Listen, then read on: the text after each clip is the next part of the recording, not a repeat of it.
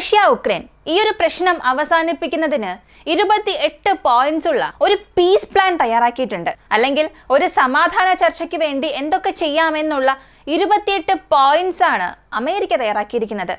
ആക്സിയോസിൽ ഇതിനെക്കുറിച്ചുള്ള റിപ്പോർട്ട് തന്നെ പുറത്തു വന്നിട്ടുണ്ട്. മാത്രവുമല്ല, റഷ്യ ഞങ്ങൾക്ക് 44 ബില്യൺ നൽകിയേ മതിയാവുകയുള്ളൂ.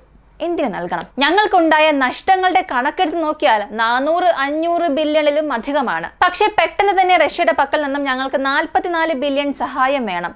ഞങ്ങൾക്കുണ്ടായ നഷ്ടങ്ങൾക്ക് ഇതൊരു നഷ്ടപരിഹാരമായി നൽകണം എന്ന് സെലൻസ്കി ആവശ്യപ്പെട്ടിട്ടുണ്ട്. ഇത് മാത്രമാണോ?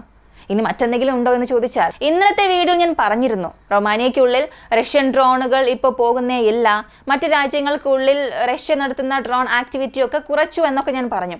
എന്നാൽ ഇന്ന് പോളണ്ടിൽ നിന്നും ഒരു അറിയിപ്പ് വന്നിട്ടുണ്ട്. റഷ്യയുടെ ഡ്രോൺ പോളണ്ട് എയർ സ്പേസിനുള്ളിലേക്ക് കയറിയിട്ടുണ്ട്. റഷ്യയുടെ ചില മിസൈലുകളും അകത്തേക്ക് വന്നു. അതിന് ഞങ്ങൾ ഇന്റർസെപ്റ്റ് ചെയ്യാൻ ഞങ്ങളുടെ F-16 വിമാനങ്ങളെ അയച്ചുവെന്ന് പോളണ്ട് ഒരു കാര്യം പറഞ്ഞു. ഇവയെല്ലാം ഈ വീഡിയോയിലൂടെ അറിയാം. പ്രധാനമായും റഷ്യ വെസ്റ്റേൺ ഉക്രൈനെ കോൺസെൻട്രേറ്റ് ചെയ്യാൻ തുടങ്ങിയിട്ടുണ്ട്. മാത്രവുമല്ല, പോക്രോവ്സ്ക് ബാറ്റിൽ തീവ്രമായി സംഭവിക്കുന്നത് പോലെ തന്നെ കാർഖീവ് പ്രദേശത്തും ലക്ഷ്യം വെച്ച് ആക്രമിക്കാൻ തുടങ്ങിയിട്ടുണ്ട്. എല്ലാം ഈ വീഡിയോയിലൂടെ വിശദമായി അറിയാം.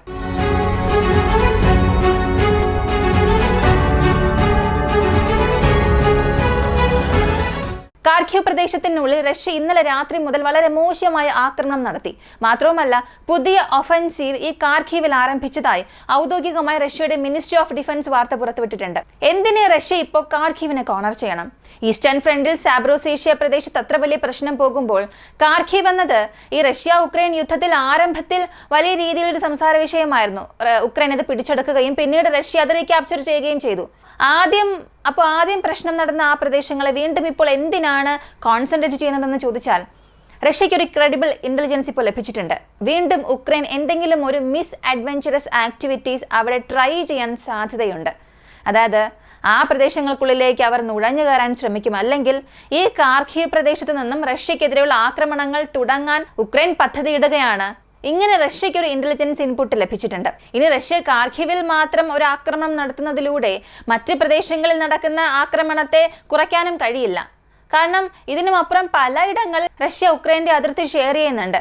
മാത്രവുമല്ല, ഇവരെ കൊണ്ടത് ഹോൾഡ് ചെയ്യാനും കഴിയില്ല.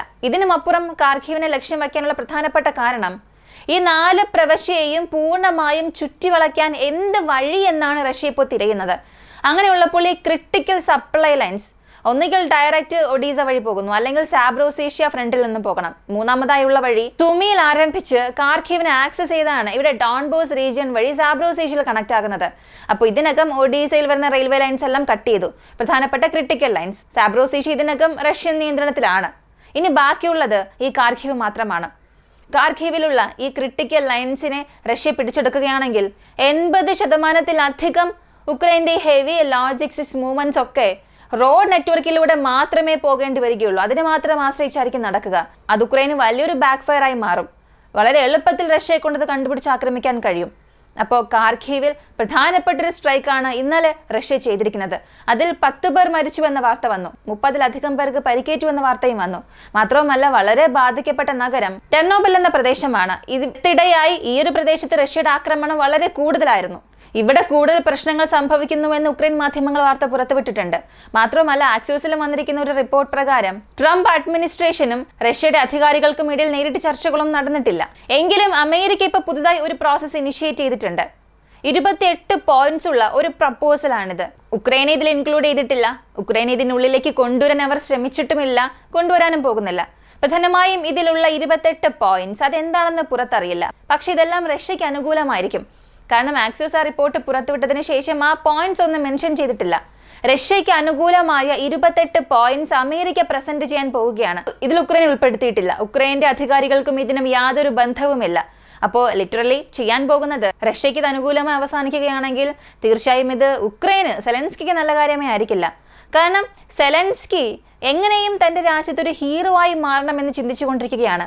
ഈ സമയത്ത് അവരെ ഒഴിവാക്കിയിട്ട് ഒരു സമാധാന ചർച്ച അമേരിക്കയും റഷ്യയും ചേർന്ന് വിജയകരമായി അവസാനിപ്പിക്കുകയാണെങ്കിൽ പുട്ടിൻ്റെ ഇമേജ് അവിടെ വർദ്ധിക്കും. പുട്ടിനെ അമേരിക്ക കോംപ്രമൈസ് ചെയ്യിപ്പിച്ചു, പുട്ടിൻ്റെ മുൻപിൽ അമേരിക്ക തന്നെ സറണ്ടറായി, ഇങ്ങനെ ഒരു ഇമേജ് റഷ്യക്ക് ക്രിയേറ്റ് ആകും. ഇനി മറുവശത്ത് അമേരിക്ക ആരെ കൊണ്ടും അവസാനിപ്പിക്കാൻ കഴിയാത്തൊരു പ്രശ്നം ട്രംപ് അവസാനിപ്പിച്ചു എന്ന ഒരു രീതിയിൽ ട്രംപിൻ്റെ ഇമേജ് അവിടെ വർദ്ധിക്കും. അപ്പോൾ അവസാനം ആരായിരിക്കും അവിടെ ഒറ്റയ്ക്ക് നിൽക്കുക? അത് മറ്റാരുമല്ല, സെലൻസ്കി മാത്രമാണ്.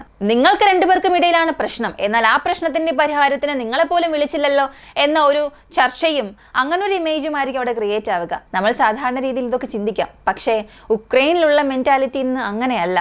ആന്റി കറപ്ഷൻ ചാർജസിൽ സെലൻസ്കി എത്രയും പെട്ടെന്ന് അകപ്പെടും. ഇപ്പോഴുള്ള മാർഷൽ ലാ കാരണമാണ് അദ്ദേഹത്തിന്റെ അധികാരം ഇത്രത്തോളം സംസാരിക്കപ്പെടുന്നതും പ്രശ്നങ്ങളൊന്നും ഇല്ലാതെ പോകുന്നതും. പക്ഷേ മാർഷൽ ലാ എന്നാണോ അവസാനിക്കുന്നത് അന്ന് സെലൻസ്കിക്ക് തന്റെ നല്ല കാലമെല്ലാം അവസാനിക്കും. ഒരുപാട് കറപ്ഷൻ ചാർജസ് അദ്ദേഹത്തിന്റെ പേരിലുണ്ട്. മറ്റൊരു കാര്യം പുറത്തു വന്നത് ഇതിൽ എത്രത്തോളം സത്യമുണ്ടെന്ന് അറിയില്ല. ഒരു ആർട്ടിക്കിളിൽ വായിച്ചതാണ്, ഗോൾഡൻ ടോയ്ലറ്റ് ചോദിച്ചിട്ടുണ്ട്, അത് പണിയുന്നു എന്ന വാർത്തകളും വരുന്നുണ്ട്, അതും ഈ കറപ്ഷൻ പണത്തിൽ. ആക്ച്വലി ഇത് സെലൻസ്കി ചെയ്തതാണോ, അദ്ദേഹത്തിനെതിരെയുള്ള പ്രൊപ്പഗണ്ടയാണോ, ഇതൊന്നും അറിയില്ല. പക്ഷെ ഇങ്ങനെ ഒരു സംഭവം നടന്നതായ വാർത്തകൾ പുറത്തു വന്നിട്ടുണ്ട്. ഇതിൽ എത്രത്തോളം സത്യമുണ്ട് എന്നൊന്നും അറിയില്ല.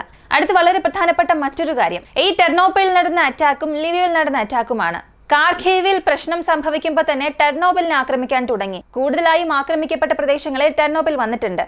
ഇങ്ങനെ ലിവീവിൽ അറ്റാക്ക് നടത്തുമ്പോൾ തൊട്ടടുത്താണ് പോളണ്ടിന്റെ അതിർത്തിയുള്ളത്. മാത്രവുമല്ല റൊമാനിയയ്ക്കും ഇതിൽ ചില പ്രശ്നങ്ങളുണ്ടായി. ഇവർ വെസ്റ്റേൺ ഉക്രൈനെ ആക്രമിക്കുകയാണെങ്കിൽ പോളണ്ടിന്റെ അതിർത്തിയോടുള്ള ചില പ്രദേശങ്ങളിൽ മാത്രമല്ല ആക്രമിക്കുന്നത്. താഴെ വെസ്റ്റേൺ പ്രദേശങ്ങളിൽ എവിടെയെല്ലാമാണോ പ്രധാനപ്പെട്ട നഗരങ്ങളുള്ളത് അവിടെയെല്ലാം വെറുതെയെങ്കിലും ഡീകോയ് ഡ്രോൺസ് അയക്കും. ഇതിപ്പോൾ ഒരു വലിയ പ്രഷർ തന്നെ ഉക്രൈന് ക്രിയേറ്റ് ചെയ്തിട്ടുണ്ട്. ഒരു 10 ടാർഗറ്റ് ഡ്രോൺസ് വരുന്നുവെന്ന് ചിന്തിക്കുക. ഒരു പ്രവശ്യയെ നോക്കി ഒരു 10 ഡ്രോൺസ് വരികയാണ്. അതിൻ്റെ കൂടെ തന്നെ ഒരു 30 ഡമ്മി ഡ്രോൺസും വരുന്നുണ്ട്. ഇത് ഒരിടത്താണോ വരുന്നതെന്ന് ചോദിച്ചാൽ അല്ല. ഞാൻ ഉദാഹരണത്തിന് പറയാം. ഇപ്പോൾ ട്രിവാൻഡ്രത്തൊരു 40 ഡ്രോൺ വരികയാണ്, തൊട്ടടുത്ത് കൊല്ലത്തൊരു 40 ഡ്രോൺ വരികയാണ്, അതിന് തൊട്ടടുത്തുള്ള ജില്ലയിൽ ഒരു 40 ഡ്രോൺ വരികയാണ്. ഇവിടങ്ങളിൽ മാത്രം ഒതുങ്ങിപ്പോയാൽ അത് വലിയ പ്രശ്നമായി മാറില്ല. പക്ഷേ അതിനുമപ്പുറം പത്തനംതിട്ട, ആലപ്പുഴ, എറണാകുളം ഇങ്ങനെ കേരളത്തിലെ പ്രധാനപ്പെട്ട ജില്ലകളിലെല്ലാം സ്ട്രൈക്ക് നടത്തിയാൽ അതൊരു വലിയ സൈക്കോളജിക്കൽ ഇമ്പാക്റ്റ് ക്രിയേറ്റ് ചെയ്യും. അവിടെയുള്ള ജനങ്ങൾക്ക് എല്ലായിടങ്ങളിലും ആക്രമിച്ചല്ലോ എന്നൊരു ഭയം ക്രിയേറ്റ് ആകും.